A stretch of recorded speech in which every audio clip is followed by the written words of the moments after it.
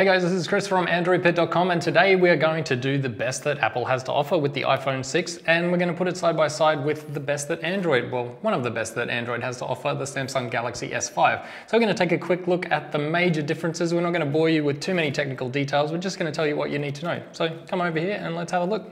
So the first thing you're going to notice is, of course, the iPhone 6 this year is a little bit bigger than it ever has been before. The S5 comes in at 5.1 inch on the diagonal, and the iPhone 6 is 4.7. So that's still smaller than most Android smartphones around right now, but it's still significantly bigger than the iPhone 5S. So you can also see some of the design changes that have gone into effect as well. Obviously, previous iPhones had this very edgy design. Now we've gone for rounded corners and curves all over the place on the new one. Take a look at the bottom. You can see the thickness difference as well. So the new iPhone 6 is also a whole lot thinner, and we've gotten rid of the extra speaker grill at the bottom as well. Buttons are different as well. And on the back, things are looking fairly similar, but you've now got these kind of HTC-esque bands for the antennas going on, and the camera has now got a visible protrusion, much like we've seen already in the Nexus. So what can we say about the new iPhone 6? I'm not going to say too much because I think you probably already know which side of the fence you're going to fall on, but compared to the S5, there's quite a few things that we can take a look at. Of course, interfaces, super different. Check out the description below for a link to the website where we've got a full breakdown of iOS versus Android. I won't bore you with the details here, but to take a quick look, you're going to notice a few things right off the bat. Of course, both devices have a finger scanner. I'm going to be upfront and tell you straight away that the iPhone does it better than Samsung does. It has gotten a little bit better, especially in more recent Samsung devices, but it's nothing even in the same class as the iPhone 6. Of course, we've also got different functionality. The iPhone 6 will give you a double tap to bring up essentially your recents menu, which lets you quickly access whatever else you've been into. You've got your app shortcuts down the bottom here, as well as your most recent contacts up the top as well. On the S5, now we have a recents button. So of course, iPhones don't have an app drawer. So the S5, of course, has an app drawer. You put all of your infrequently used apps in there and just keep your home screens for the apps that you use the most. On an iPhone, you're gonna basically put everything into folders. So depending on how many apps you have, you may have a whole ton of folders.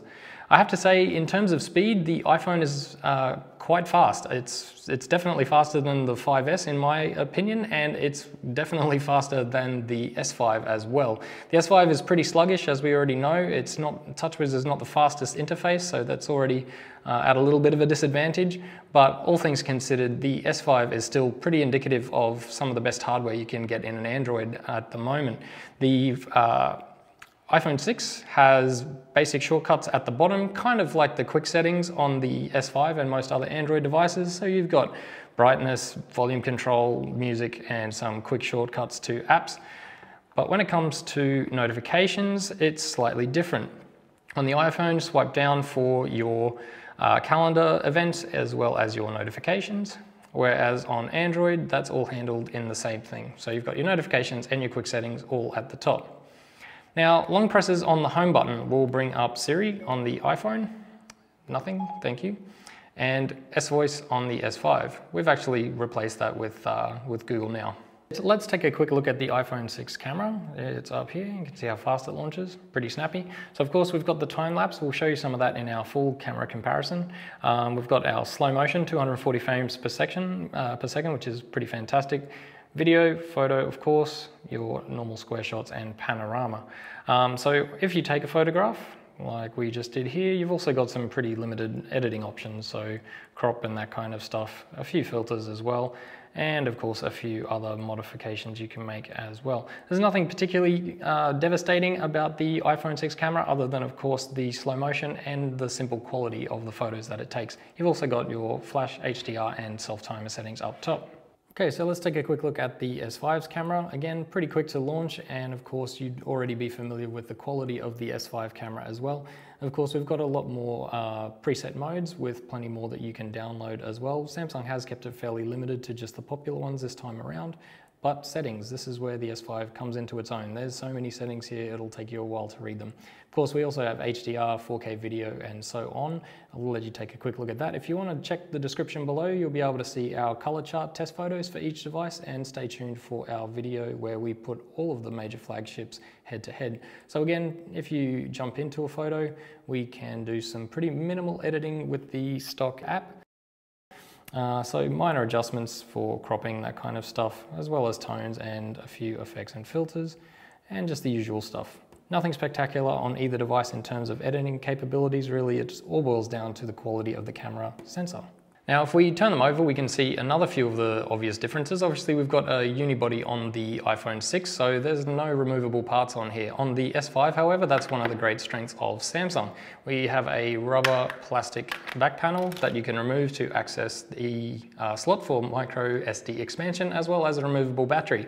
Now, the iPhone 6 has a obviously smaller battery than the S5, but you know, I'm getting mixed reports from a few friends who have an iPhone 6. There's some are saying it's better than the 5S, others are saying it's worse.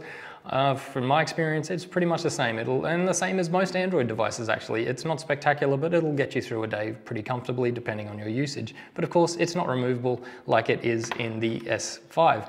One of the other things, of course, about the S5 is that it's also water resistant, IP67 certified. So if water resistance is something you're after in a device, then you may be interested to look at a Samsung over an iPhone. Now, actually on the back too, we can talk about cameras. So the S5 has a pretty legendary camera, 16 megapixel ISOCELL sensor from Samsung. Samsung have always done really, really good cameras, and it's got super fast autofocus, nice contrast and bright colors, lots of saturation as always, the same as the display. And on the iPhone 6, we have the same size as the 5S, 8 megapixel, but the iSight camera has been improved. And there's a bunch of new cool things like focus pixels, 240 frames per second slow motion, and a whole bunch of other cool things on there that we'll go into in more detail later on in a full camera comparison between the iPhone and all of the major Android flagships. So stick around and keep an eye out for that.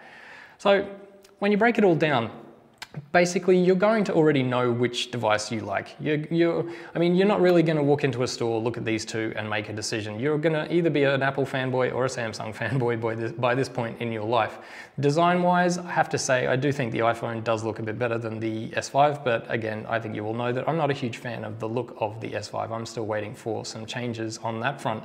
In terms of processing power, the iPhone is probably faster and smoother than you will get in the S5 as well. And again, that's something we are basically just picking up on experience in the real world. I mean, the iPhone obviously has much smoother transitions, but the S5 is certainly not slow, unless of course you try to open My Magazine, in which case it's really quite noticeable.